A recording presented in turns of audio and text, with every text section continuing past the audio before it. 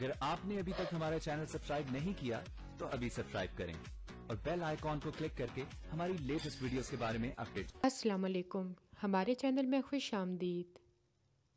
वशमा पूरी कोशिश करती है कि अब्दुल्ला ठीक हो जाए और शानज़े मान जाए। इसके लिए वो अब्दुल्ला को रिपीट करवाती है यूनिवर्सिटी में, ताकि वो उसको किसी तरह से मना सके।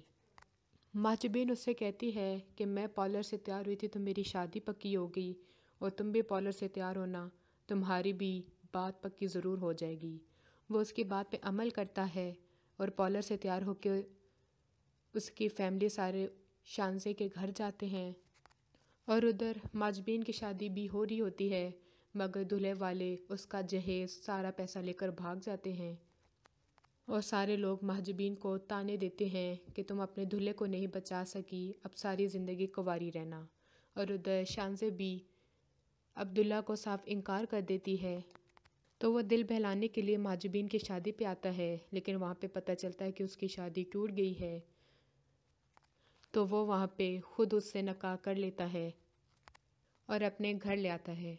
सरवर जब देखता है कि माजबीन तो उसके अपने ही घर आ गई है, तो खुश भी होता है कि चलो अब उसकी नज़रों के सामने रहेगी, मगर गुस्से में भी होता है कि आखिर अब्दुल्ला ने इससे शादी क्यों की है।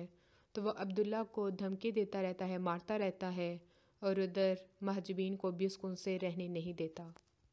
माजबीन अपनी कोशिशों से अब्दुल्ला को ठीक करने की कोशिश करती रहती है और आखिरकार वो कामयाब भी हो जाती है।